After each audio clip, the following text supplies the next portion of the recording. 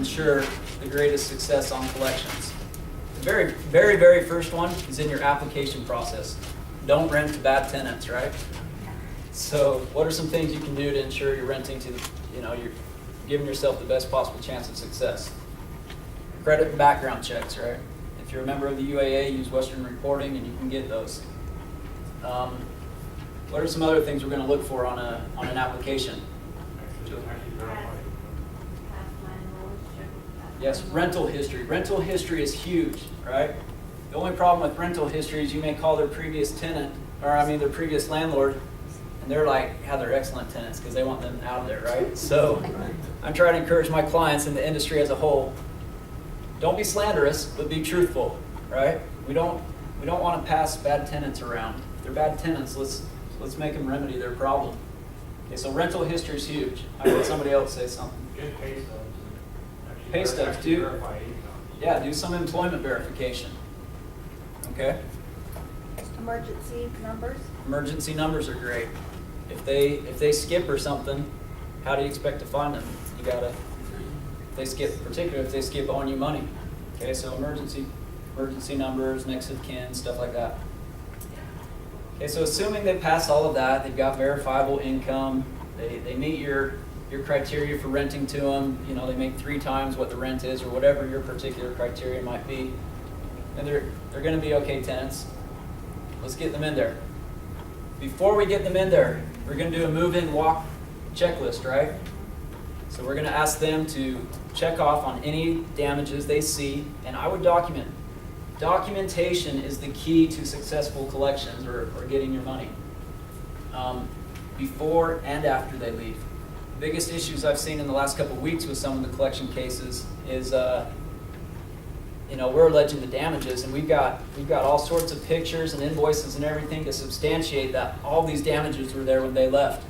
But then the tenant says, most of that was there when I moved in. Well, my client's saying, no, it wasn't. They're saying, yeah, it was, but we don't have anything to prove whether it was or wasn't. And so it becomes a he said, she said thing, and when it becomes a he said, she said thing, the burden is generally going to be on you, and that's not always a good thing. If you have evidence, so if you have pictures and you say, this was the move-in checklist that they signed, and I have these pictures to show this was the condition of the property, it becomes infinitely easier, and they don't have an argument anymore, right? So documentation, move-in checklist, take some pictures.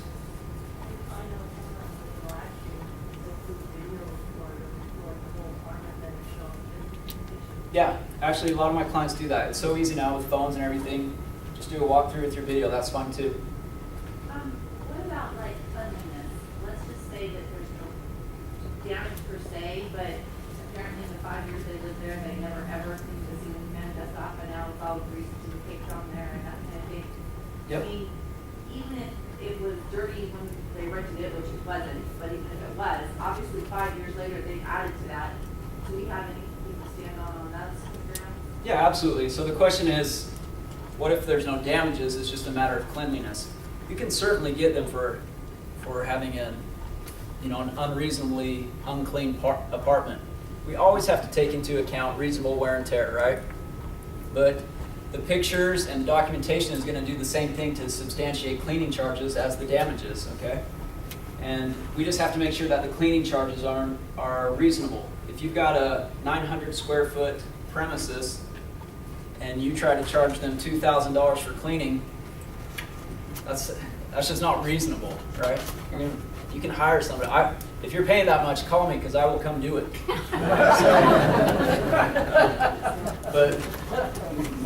So just make sure that they're reasonable. If you can hire somebody for $8 to $10 an hour and it's going to take them 7-8 hours, then a reasonable charge. 2 people at $8 an hour for 10 hours, $160.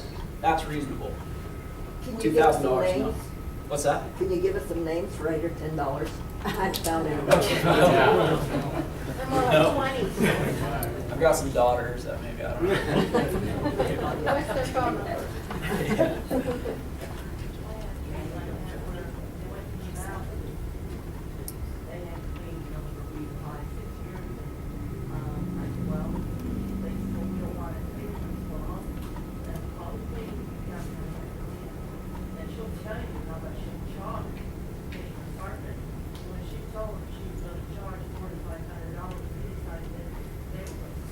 There you go. So that's one way to encourage them. Say, this is what it's, She actually told him, she talked to him. her suggestion was that she had some tenants that lived there for a few years.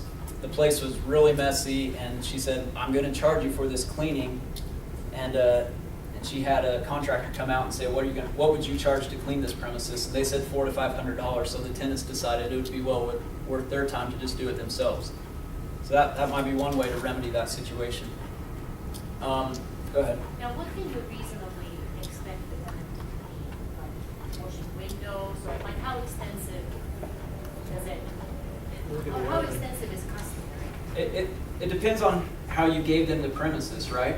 I mean, it's expected that you're going to professionally clean the carpets each time before a new tenant comes in, right? So they can either do that or you can do that, and you're going to charge it to them, you know. But professionally cleaned flooring is reasonable. Windows, toilets, bathrooms, fridges, those should all be cleaned out. You want it to be re-rent ready, right? And so you have to take it into account that this is your business, and there's going to be just naturally some charges associated with turning over an apartment. Are you going to have to go in and muddy and put some mud on some of the, holes in the wall and stuff like that, and maybe do some patchwork painting and stuff like that? Absolutely. So again, this is where it's just, you got to be reasonable, not nitpicking. But if you got to get in there and scrub the toilet and the bath and all that, you can probably reasonably charge them for that. One of the things that, which I'm a new landlord, but my in-laws, they've been landlords for years. One of the things that they do with the tenants is they'll give them at the beginning and have them sign a sheet. This is what we expect, and essentially everything is talked about. Cleaning the windows, cleaning the oven, cleaning the sinks, using cleaners, all that. And then once you have that signed by them, they essentially agree to it. And I also gave them a list of, if you don't do these cleaning items that we're expecting you to do, this is the minimum that we're going to charge, and they're going to come back. Yeah. And I get them to sign that all up front, and that way they know from the get-go, this is what we expect to be clean. And if not, I'm going to charge you or hire someone else to charge this. I appreciate you saying that. Our move-in checklist actually has something exactly like that. It says, these are all the things we're going to check when you move out. If I have to clean a sink, it's going to be $7 for each sink I clean. If I have to clean the stove, it's going to be $50. If I have to clean the fridge, it's $40, or whatever minimum charges, like you said. And if they sign that at the beginning, all of a sudden your cleaning charges are already agreed to, and so it becomes a lot easier. So you document it and say, fridge wasn't clean, $40. That's easy. So that's a good way to do it. Charge for your own labor? Can you charge for your own labor? Yes, if it's reasonable. So you're a seasoned landlord. Doesn't mean your time now is worth $200 an hour for cleaning, right? It's still got to be. Clean your place. Yeah. It's still got to be a reasonable charge for what the industry would call for what you can get. So if you can't get $8 to $10 an hour for cleaning, then you can go higher. But can you go up to, if you call Mary Maids and they're going to charge you $40 an hour for 2 people, you probably can't charge $80 an hour for your own labor, right? It's got to be in line with industry standards. Is it better to do it yourself or hire someone who have a third party if it wasn't basically they came in and did some. The question is it better to hire it out or do it yourself? A lot of us don't have the means to hire everything out. If you do, though, I would recommend that because it's always easier to prove it by a third party's invoice, And if you really are in this business and you get this, you're going to be able to get discounted rates from contractors, and it'll be more cost effective for you guys in the long run. But realizing that not everybody's in the same situation, but just imagine going to court. If I show up there and I say, they had to clean it, here's the pictures, here's the invoice from Mary Maids for this amount. It is what it is. But if I get there, here's the pictures. Well, my client Joe here said that it took him 6.5 hours to do this, and he thinks his time's worth $20 an hour. You give the court a little bit more discretion to kind of mess with your numbers. Yeah. So, what is, if we hire representation to go after collections, what is the going amount? Is it What up are the odds? 50% or 40%? The question is, if you hire somebody to help you with your collections, what's the going rate? A couple things in wrapping up here that I want to cue you in on about collections. You can do everything you can to make it a more successful business, but success is still relative when it comes to collections, right? I mean, people are going to skip on you all the time, and you know, a reasonable collection is you might only collect 40% of the money that's owed to you once people leave, and I would say that's a reasonably successful percentage. Collection agencies and attorneys and stuff like that do collections, the average collection rate is, you know, they're going to take 35 to 50% of the principal amount that you assign to them. And I would say that's pretty general, that's pretty industry standard. With that in mind, don't think, oh man, I'm only going to get half. I need to trump these charges up so I make sure I get that. That's where it becomes problematic, and then your cases are seen, oh, this client's cases are always trumped up, and you know, you get that reputation either with counsel or with collection agency, or worse, with the courts, and they start striking down everything that you send. And in Utah, they do allow garnishment Absolutely. from banks as well. Yeah. So let me put one more plug in there, since you did bring up the collection rate. Utah law that went into effect in 2010 provides that you can put in your contract for a collection rate up to 40%. So say somebody leaves your apartment and they leave owing you $1,000, to make it a round number. If your lease says that if this account gets assigned to a licensed collection agency or an attorney, it's going to incur additional up to 40% collection fee of whatever the actual collection fee is that the collection agency or attorney may take from you. So that $1,000 account just turned into $1,400 as soon as you assign it to an attorney or collection agency. So that kind of helps mitigate some of your damages in assigning it to a collection agency. So I would strongly recommend. Is that in the apartment association contract? It is now, yes. And it was Kirk's father and I who got that law put in there for you, so. On the kind of the converse side of things, a lot of times I have students come back around 6 months later, finally they've gotten around to cash and it's a deposit check, and they're writing about the numbers to come back. Is there kind of a statute of limitations where you tell them to go pound sand and let them alone on that? So any claims on contract in the state of Utah are subject to a 6-year statute of limitations. So it's kind of long for something like that, but What was for the the question? to tell you the truth, I couldn't totally hear the question either. But Well, it's, you know, my student sense is like, Yes. they'll mail out the security deposit 30 days after they get out of there, but they'll cash their check about 6 months later, and then send me a note when they realize that, you know, they're $50 short of their full deposit, and say, I want my $50 that I had, right. and, Right. you know, So theoretically, so the answer is the same. Theoretically, they could make a claim on that for 6 years. If they're arguing over $50, what's the likelihood they're going to do something like that? Probably not very strong, right? And you may have an equitable argument too, that if they cash your refund of the security deposit, and they kind of acknowledge that was the settlement of all accounts. But you know, that's again a case-by-case scenario.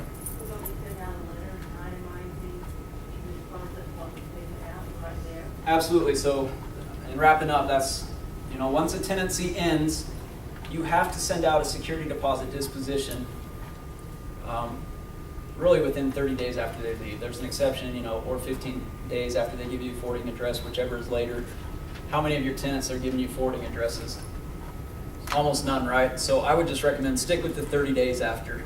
So 30 days after they leave, you've got to send them some sort of form, a disposition saying, you had a $1,000 security deposit, here's the cleaning and damages I've assessed, here's your refund, or conversely, here's how much you owe me. And send that out within 30 days. Kirk has time for 2 more questions. We have to do that even if they don't have any money coming back. Correct? Isn't that correct? Yes.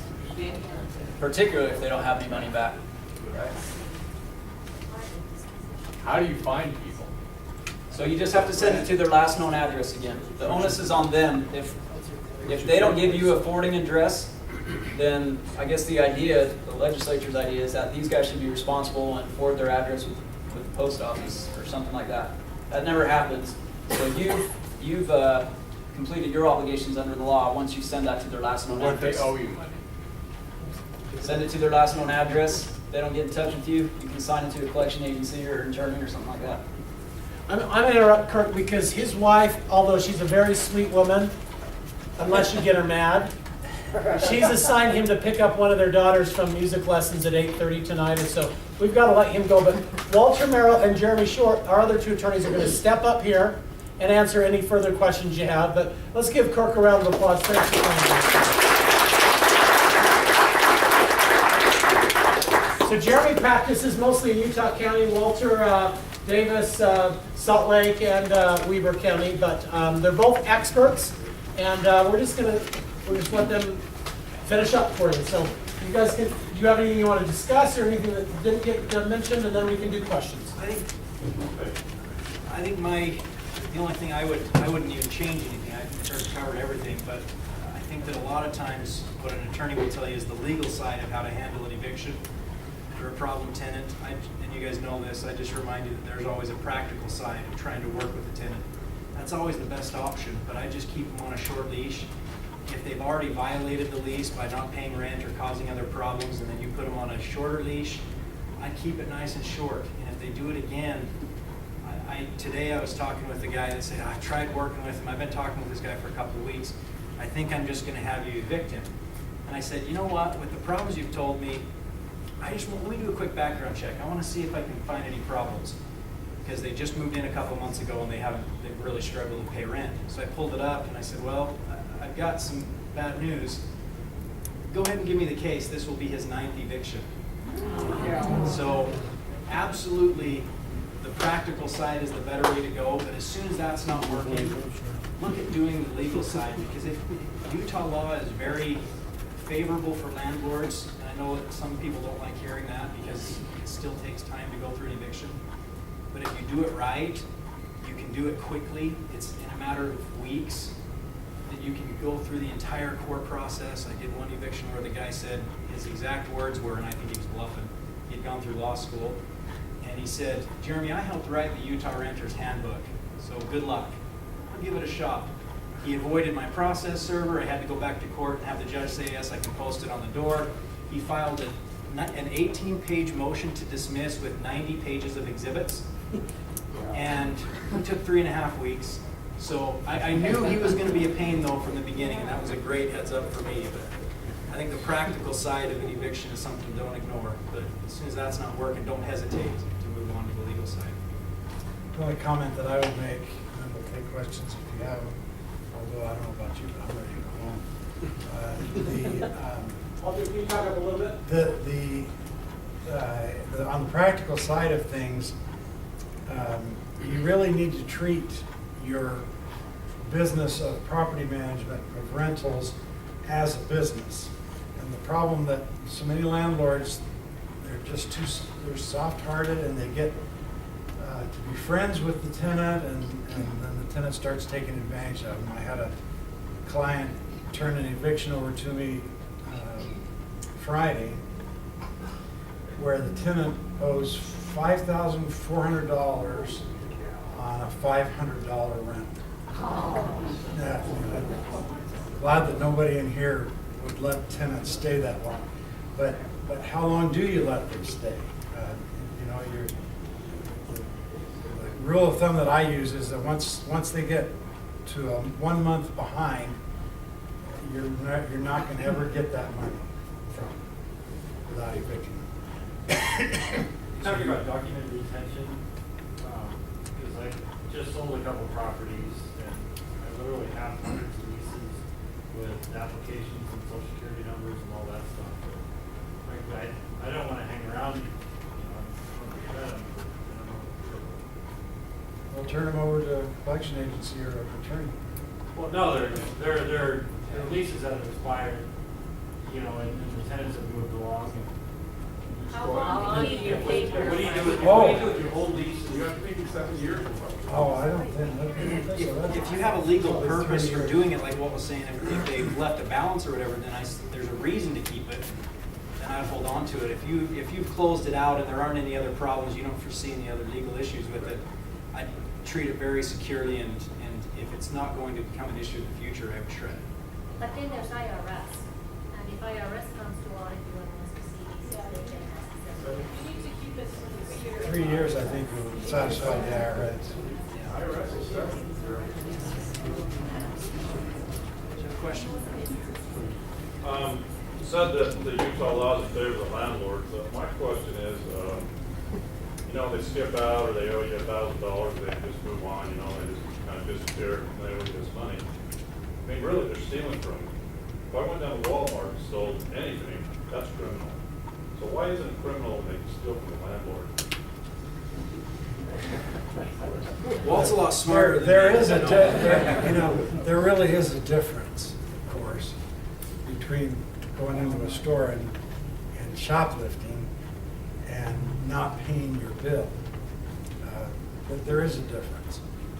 And it's a civil matter, and unfortunately, if you tried to get the police involved, that's what they tell you. Sorry, this is a civil matter.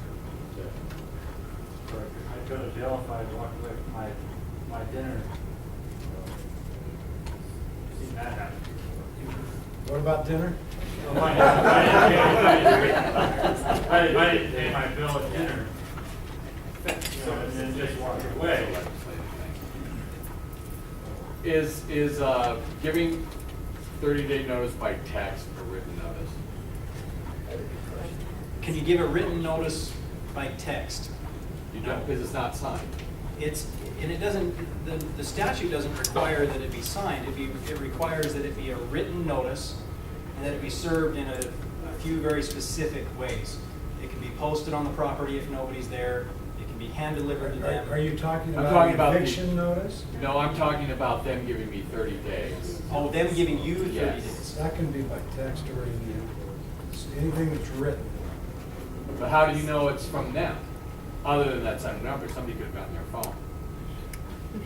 I would, I need a If signature. you get it in the That's what I'm mail, I saying. guess you have that same problem. Well, you check it against the lease, the signature against the lease. So, the statute talks about, it really focuses on you as the landlord and what your requirements are in giving them notice.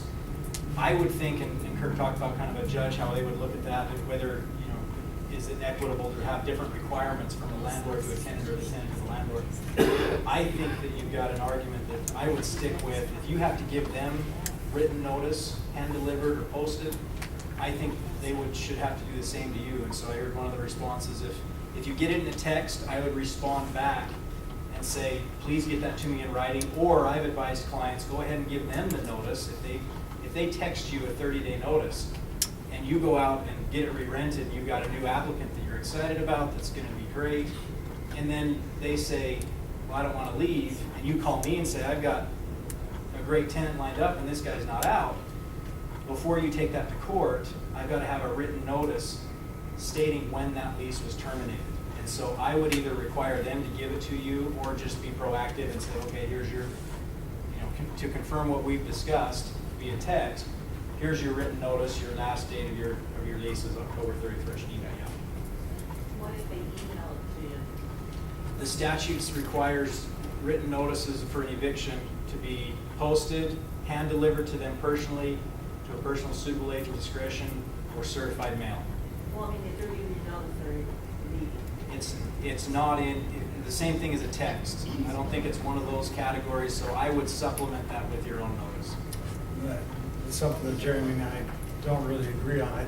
I think a judge would uphold a notice from a tenant that's sent by email. I think a judge would uphold a 30-day notice from a tenant that's sent by email. Only if you could print it off, right? Certainly. yeah. So, I just had a tenant that we gave end of term notice. They've been there for 21 months. We had painted it before they moved in. It had to be repainted, all but the ceilings, because it was just trash. Can I charge them for the full amount of the repainting, or just a certain percentage? Because say we repaint every 6 years anyway on the average. Depends on which judge you get in front of. I don't know if any of you know Judge Page in Farmington, but he actually believes that carpet only has a useful life of 3 years in a rental. So, it's in the judge's discretion. My feeling is that if they damage it that quickly, they ought to pay for the rebate. You ought to go for that. And the judge may cut it back a little bit, saying, well, there's some ordinary wear and tear. Can you choose your judge? Unfortunately not. No, it's a logarithm that the computer uses to assign the judges. So you get who you get. Well, in terms of talking about setting up security deposit, you'd be surprised that people don't give you a forwarding address, and you send it out, it comes back to you. How many will call you and say, where's my deposit refund? And you'll say, well, it come back to me, where's your forwarding address? Oh, I forgot. Well, then you might give me your new address.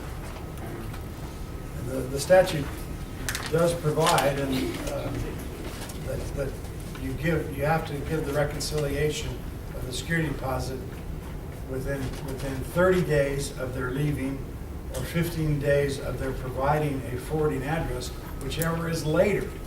So if they never give you one, you technically under the statute don't ever have to do a reconciliation. Well, he was saying, send it to them within 30 days to the last known address. Well, that's just a little bit of caution on Kirk's part. That isn't what the statute says. And I agree with that. I think it's best practices to go ahead and do that so that you've documented that in your file. I But mean, I had that happen a couple times, comes back, lose no forwarding address, so I just keep it so that everything's together, and then they call me up 2 months later, and I'm saying, well, it came back, the forwarding address, I don't know where to send it. if you've used all of the deposit, I would just go ahead and send that out. If they have an amount left in the deposit and you didn't receive a forwarding address, personally, again, this isn't in the statute, but personally, I would just send them a letter and say, here's the amount of the deposit. You need to contact me, give me a forwarding address, let me know where it needs to go so you don't have a check sitting out in the mail.